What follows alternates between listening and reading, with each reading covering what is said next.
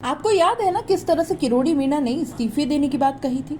Exit poll के नतीजों में राजस्थान में बीजेपी की घटती सीटें क्या भजनलाल सरकार के मंत्रालय से भी किसी का एग्जिट करवाने वाली है? ये बात हम क्यों कह रहे हैं, उससे पहले आप देख लीजिए लोकसभा चुनाव के नतीजों से ठीक पहले आ रहे एग्जिट पोल, जहां प्रदेश में बीजेपी 6 सीटें गंवाती हुई नजर आ रही हैं। इंडिया गठबंधन को 5 तो वहीं 1 सीट निर्दलीय के खाते में भी जाती दिख रही है। इन 6 सीटों में सबसे चर्चित सीट है दौसा में कांग्रेस ने मुरारीलाल मीणा तो वहीं भाजपा ने कन्हैयालाल मीणा को मैदान में उतारा था और इस सीट पर लोकसभा के पहले चरण में ही मतदान हुआ था। और इस दौरान चर्चा का विषय बना था मंत्री किरोड़ी लाल मीणा का वो बयान जिसमें उन्होंने कहा था कि अगर बीजेपी यह सीट हार जाएगी तो वो यहां से इस्तीफा दे देंगे।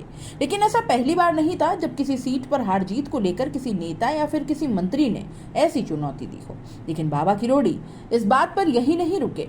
उन्होंने बाद में तो यहाँ तक कह दिया था कि प्रधानमंत्री मोदी ने उन्हें 7 सीटों पर जीत की जिम्मेदारी सौंपी है।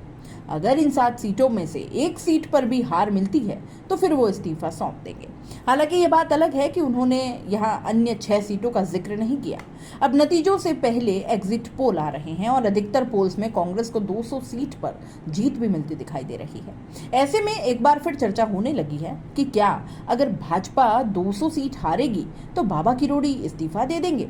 एक निजी मीडिया संस्थान से बात करते हुए जब संवाददाता ने उनसे इस्तीफे के बारे में पूछा तो उन्होंने ये भी कहा कि अगर हार होती है तो वो इस्तीफा नहीं देते हैं तो उनकी बात खराब होगी।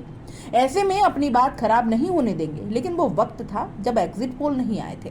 तो क्या अगर एग्जिट पोल वाले आंकड़े नतीजों में परिवर्तित होंगे तो मंत्री किरोड़ी लाल मीणा अपने पद से इस्तीफा देंगे?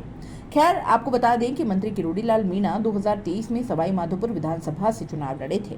यहाँ इससे पहले बीजेपी की ओर से वह राज्यसभा के सदस्य हुआ करते थे। विधानसभा चुनाव में जब बाबा किरोड़ी ने ताल ठोकी तो चर्चा उनके मुख्यमंत्री बनने तक की होने लगी। लेकिन जब बीजेपी को बहुमत मिला और भजनलाल शर्मा मुख्यमंत्री चुने गए तो माना यह जा रहा था कि उन्हें उप मुख्यमंत्री या फिर कोई बड़ा मंत्रालय तो सौंपा ही जा सकता है। लेकिन यहाँ पर भी उन्हें खाली हाथ ही रहना पड़ा। माना जा रहा है कि बाबा किरोड़ी अपने मंत्रालय से नाखुश हैं।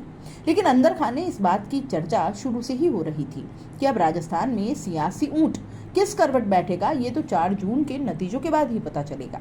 लेकिन आपको क्या लगता है कि अगर दौसा से भाजपा की हार हुई तो क्या मंत्री किरोड़ी लाल मीणा सच में इस्तीफा देंगे? अपनी राय कमेंट बॉक्स में लिख भेजिए और जाते जाते चैनल को लाइक, शेयर और सब्सक्राइब करते जाइए।